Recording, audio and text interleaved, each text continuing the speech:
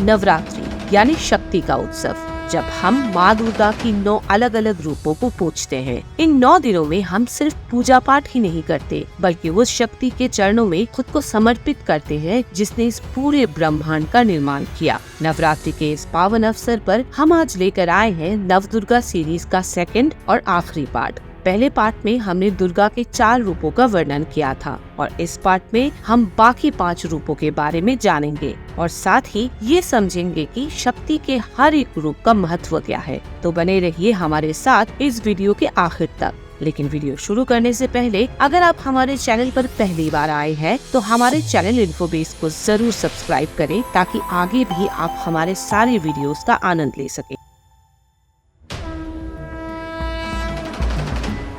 कमल के पुष्प पर अभय मुद्रा में विराजित होती है देवी स्कंद माता। स्कंद यानी युवा कार्तिकेय की माता होने के कारण इन्हें स्कंद माता कहा जाता है। इनकी 4 भुजाएं हैं, जिनमें से 2 भुजाओं में कमल के फूल हैं। एक भुजा से वो बाल कार्तिकेय को अपनी गोद में पकड़े हुए हैं और एक भुजा से संसार को आशीर्वाद कर रही हैं। नवरात्रों के 5वें दिन स्कंद माता की पूजा की जाती है। कहते हैं कि संतान प्राप्ति और संतान की खुशहाली के लिए भक्तजन स्कंद माता की पूजा करते हैं।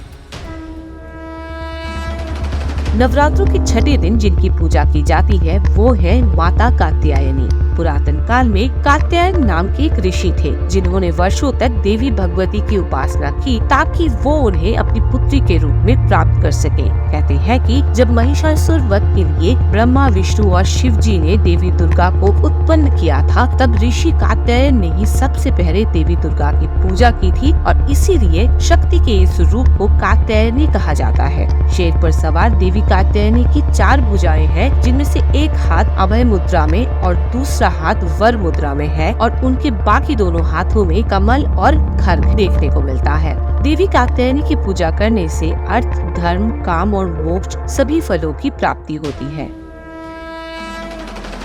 माँ दुर्गा के 9 रूपों में से सबसे भयानक रूप है देवी कालरात्रि की, जिनकी पूजा नवरात्रि के 7वें दिन किया जाता है। देवी कालरात्रि के शरीर का रंग बिल्कुल काला है, इनके बाल खुले हुए हैं और इनके 4 हाथों में से 2 हाथों में लोहे का कांटा और खड्ग है। कहते हैं कि देवी कालरात्रि सभी बुराइयों का विनाश करती है और पाप ताप हटती है।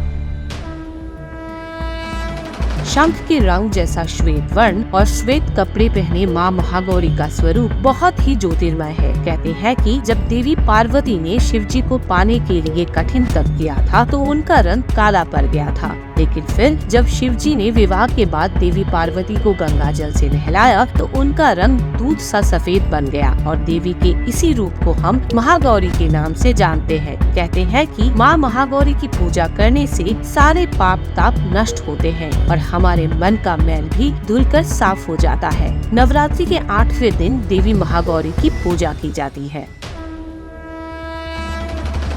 नवरात्रि के आखिरी यानी 9वें दिन दुर्गा के जिस रूप की पूजा की जाती है वो है देवी सिद्धिदात्री। देवी सिद्धिदात्री कमल पर विराजित है और उनके 4 हाथों में शंख, चक्र, गदा और पद्म है। कहते हैं कि दुर्गा के इस रूप की पूजा करने से सभी सिद्धियों की प्राप्ति होती है और उनकी सभी मनोकामनाएं पूरी होती है। तो ये थी हमारी Navratri special Navadurga series. Team Infobase का ये प्रयास आपको कैसा लगा हमें जरूर बताएं और हमारे चैनल इन्फोबेस को सब्सक्राइब करना बिल्कुल न भूलें। आज के लिए इस वीडियो में बस इतना ही। मिलते हैं नेक्स्ट वीक एक और रोमांचक वीडियो के साथ। तब तक के लिए जय माता दी।